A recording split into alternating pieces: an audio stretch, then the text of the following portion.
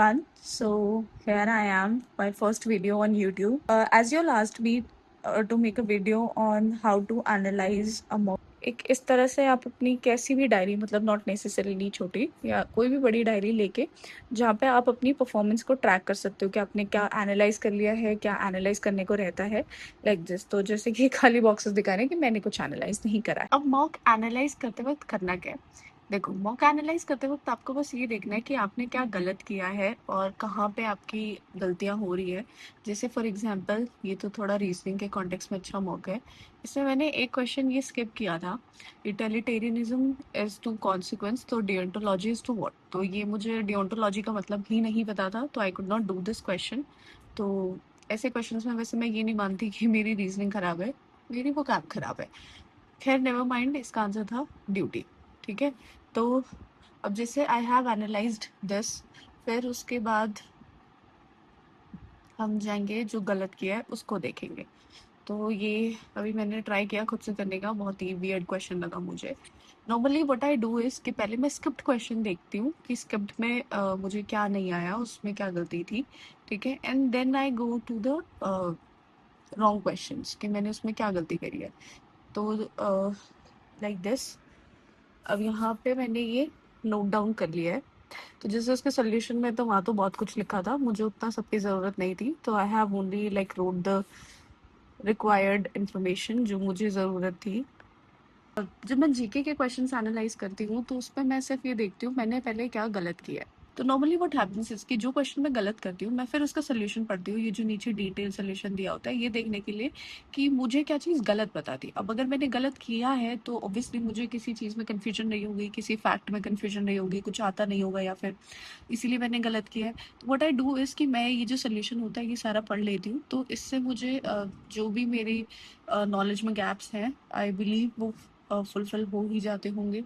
जब मैं बाद में एनालाइज करती हूँ तब मैं सारे क्वेश्चन सही कर देती हूँ, पता नहीं मुझे मॉक में क्या हो जाता है। फिर जो क्वेश्चन मैंने छोड़े हैं, तो जो मैं छोड़ती हूँ वो ऐसे होते हैं कि इनका मुझे कुछ भी नहीं पता। तो मुझे ये सारा ठीक से मतलब आई इसमें या तो मुझे नॉलेज नहीं है या फिर मुझे बहुत ज़्यादा एक्सट्रीम कन्फ्यूजन है, तो I have to like reread it all.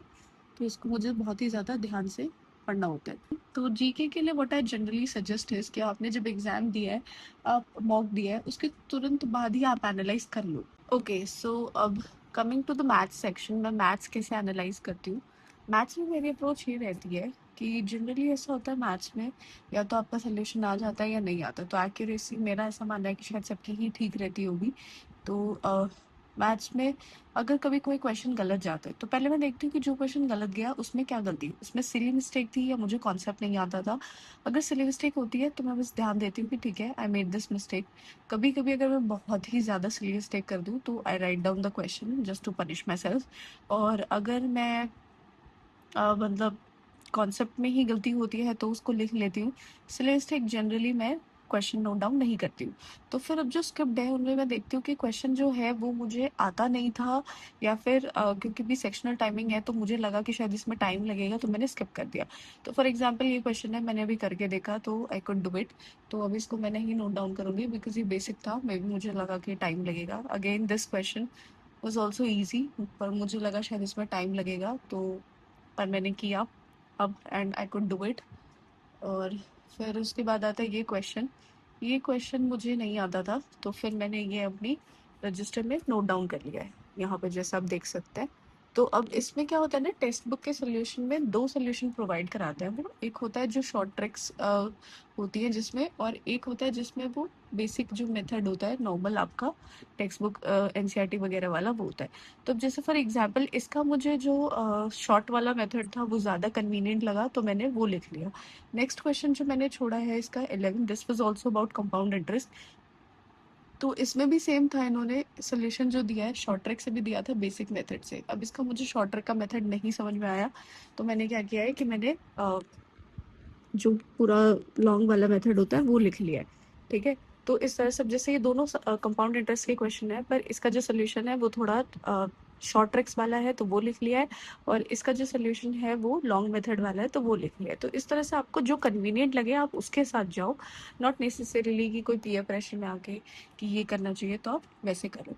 ये तो हो गया मैथ्स की एनालिसिस। तो मैथ्स के एनालिसिस में क्या करना है, आपने देखना है जहाँ आपने गलती करी है वहाँ क्या गलती करी है, जो क्वेश्चन स्किप कर रहे हैं उसमें से आपको आते हैं या नहीं आते हैं, और फिर उसके बाद जो नहीं आते हैं उनको आपको नोट डाउन कर देना है। इंग्लिश का सेक्शन, तो इंग्लिश के सेक्शन में क्या करते हैं देखते हैं। इसमें मेरा जनरली ये हाल होता है कि मेरे रॉन्ग क्वेश्चंस ज़्यादा होते हैं, स्किप तो इसमें मैं मुश्किल से ही कुछ करती हूँ, तो गलत ज़्यादा कर देती हूँ। तो अब जैसे कि मैं इसमें देखेंगे कि क्या गलती करी है। एक्विसेंस बगीसी कंसेंट, ये होगी गलत है। पिटूम तो ठीक है, टी आना चाहिए। तो this is like a silly mistake. इस तरह से स्पेलिंग गलती है। One word substitute, temporary, okay. फिर अब जैसे ये है, ये वोकैब का क्वेश्चन है, मतलब वन वर्ड वाला, तो इसमें मैंने गलती करी है। तो what I will do is कि मैं इसके चारों वर्ड्स का मीनिंग एक बारी पढ़ूंगी ताकि अच्छे से रिकॉल हो, रिवीजन हो। What is intermission, what is recess, what is dormancy, ये सारा मैं ठीक से पढ़ूंगी, क्योंकि वोकैब आप जितनी बार करोगे तो उतनी बार ही करने से ठीक होगी।